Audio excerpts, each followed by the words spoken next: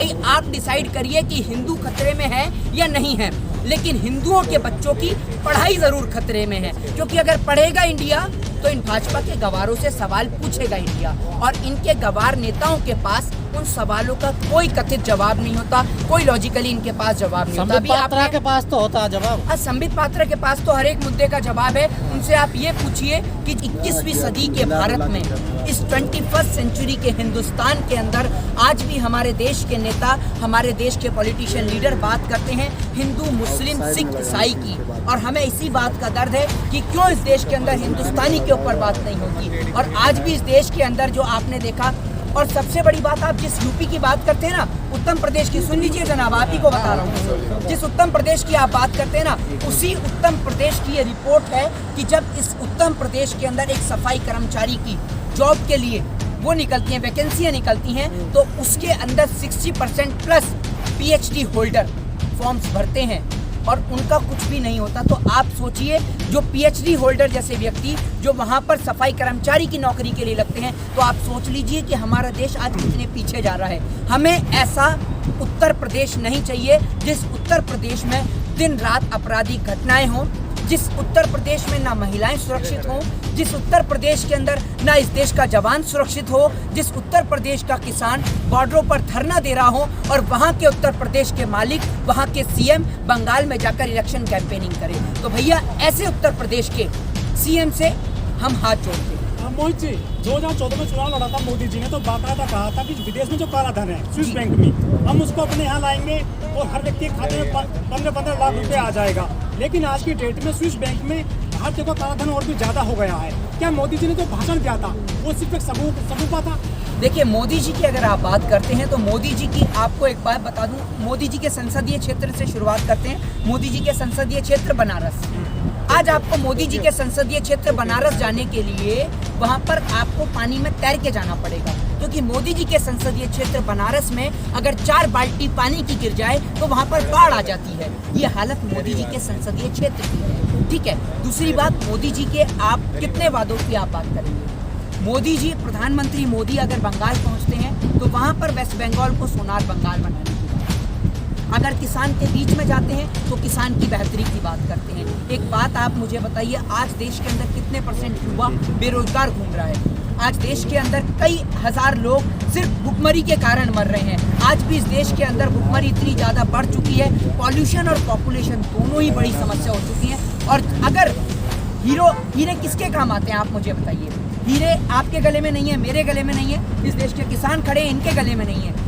आपको हीरे अगर नजर आएंगे तो बिजनेसमैनों के गले में। तो उन बिजनेसमैन के खातिर इस देश को पहले भी बेचा गया और आज भी बेचा गया। अगर आप अंग्रेजों की बात करें तो फर्क सिर्फ इतना सा है कि अंग्रेजों के टाइम पे एक चीज लिखी रहती थी कि dogs and Indians are not allowed. अब इसकी जगह पर इन लोगों ने कर दिया है कि गरीब Indians, poor peoples, poor Indians are not allowed.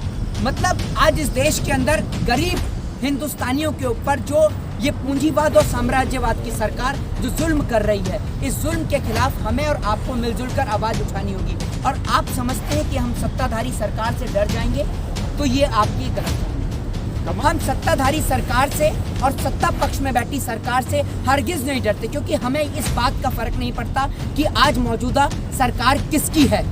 हम इस देश के अंदर भगत सिंह की आइडियोलॉजी को फॉलो करते हैं। हम कॉन्स्टिट्यूशन पढ़ते हैं तो बाबा साहब भीमराव अंबेडकर का, समझ रहे हैं, और वो कॉन्स्टिट्यूशन हमें आज़ादी देता है राइट टू स्पीच और राइट टू फ्रीडम की, और जिसके तहत हमारा फर्ज है कि अगर इस देश में कुछ गलत हो रहा है तो हम उस अन्याय के खिलाफ आवाज उठाएं। और हम इसमें कास्ट, रिलीजन और जाति को नहीं तराशते, हम सिर्फ इसमें हिंदुस्तानी को तराशते हैं।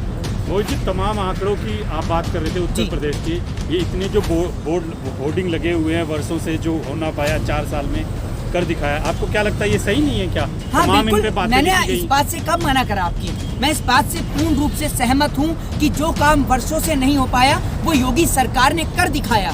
बिल्कुल, अगर आप पिछली सरकारों को देखें तो क्राइम रेट इतना नहीं था, लेकिन योगी सरकार ने कर दिखाया। इतनी ज़्यादा एजुकेशन को लेकर इतनी ज़्यादा लिटरेसी रेट कभी कम नहीं था, लेकिन योगी सरकार ने कम दिखाया, कर दिखाया। राम मंदिर का घोटाला कभी नहीं होया, लेकिन योगी सरकार ने कर दिखाया। बहन बेटियों के साथ अपराध और बलात्कार जैसी घटनाएं कभी नहीं हुई उत्तर प्रदेश में इतनी, जो योगी सरकार के राज में योगी सरकार ने कर दिखाया। तो हम इस बात से एग्री हैं कि योगी सरकार ने जो कभी नहीं हुआ वो करके दिखाया। इन चीजों का समाधान कैसे निकलेगा ये भी तो बताइए। इन चीजों का समाधान सिर्फ यही है कि इस देश के अंदर आपको और हमें एक ऐसे लीडर को नहीं चुनना जो बात करे कास्ट एंड रिलीजन की, जो इस बात को छोड़कर कि सरहद पे देश का जवान शहीद है, देश का किसान बॉर्डरों पर बैठा हुआ है, लेकिन वो बात करते हैं हिंदू और मुस्लिम की। अभी भी आपने देखा कि जम्मू कश्मीर के अंदर किस तरीके से हमारे देश के जवान सरहद पे लगातार शहीद हो रहे हैं।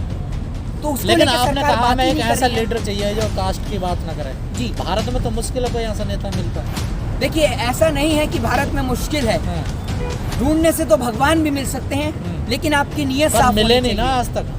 नहीं, मिल जाएंगे वो भी। जब इस देश के नेता आपको भगवान की जाति बता देते हैं तो आपको भगवान को ढूंढने की जरूरत कहाँ से है? हाँ। जिस उत्तर प्रदेश की भूमि पे आप खड़े हैं, इसी उत्तर प्रदेश के बहुमुखी सीएम योगी आदित्यनाथ जी, जो छत्तीसगढ़ में जाकर भी हनुमान जी की जाति बताते हैं और तमाम जगहों पर जाकर हनुमान जी की जाति बताते हैं। कहीं वो उन्हें दलित बताते हैं तो कहीं वो उन्हें आदिवासी बताते हैं। जिन्हें अपनी कास्ट और रिलीजन का नहीं पता, वो आपकी हमारी जाति को छोड़कर आज वो भगवान की भी जाति बताते हैं। तो भैया ऐसे सीएम से हाथ जुड़वाए। कोई चेहरा है आपकी नजर में अगर लोग देखिए, जानना चेहरा तो इस देश की जनता चुनने वाली है और जनता के हाथ में एक ही डेमोक्रेसी में एक ही अधिकार है और वो है वोट का अधिकार। और वोट के माध्यम से अगर इस देश की जनता एक चाय बिकने वाले को प्रधानमंत्री बना सकती है तो इस देश की जनता परिवर्तन भी कर सकती है और परिवर्तन इस संसार का नियम। पर आखिरी सवाल, वोट तो जो पड़ता जाति पर पड़ता है, ये भी सच्चाई है। देखिए, ऐसा जरूरी नहीं है।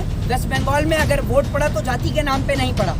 वेस्ट बंगाल का वोट पड़ा देश के किसान के नाम पर, बेरोजगारी के नाम पर, महंगाई के नाम पर, इस देश के अंदर यंगस्टर्स के नाम पर वोट पड़ा और जो किसान जो यहाँ से वहाँ गया उसके नाम पर वोट पड़ा। तो अब की बार मुझे लगता है कि यूपी के अंदर वोट जो पड़ेगा वो कास्ट और रिलीजन के नाम पर नहीं, सिर्फ इस देश के किसान के नाम पर पड़ेगा, इस देश के यंगस्टर्स के नाम पे पड़ेगा। जय हिंद, जय भारत। अच्छा, बस लास्ट सवाल, बाबा रामदेव और अन्ना हजारे बोलते थे कि काला धन आएगा तो स्विस बैंक से काला धन वापस आएंगे, मोदी जी आएंगे, तो आपका क्या कहना है? देखिए, ये सवाल का जवाब बाबा रामदेव और अन्ना हजारे आपको दे सकते हैं। और बाबा रामदेव के पास मुझे लगता है कि जो विदेश से काला धन आया वो सारा जो धन है इन्हीं लोगों ने डिवाइड कर लिया। तभी तो आज बाबा रामदेव की इतनी बड़ी कंपनी चली है पतंजलि। बताइए ना, इस पूरा देश जानना चाहता है कि पतंजलि में इतना पैसा कहाँ से आया और आपको सपोर्ट करने वाला कौन है? अन्ना हजारे के पास कहाँ से पैसा आता है, उनको सपोर्ट करने वाला कौन है, ये पूरा देश जानना चाहता है। बताइए आप। अर्थव्यवस्था डूबी पड़ी है हमारे देश की, बेरोजगारी के टूट गए हैं सारे रिकॉर्ड। सरकार कहती है कि नए नोट छापेंगे तो ये अर्थव्यवस्था पटरी पर आ जाएगी।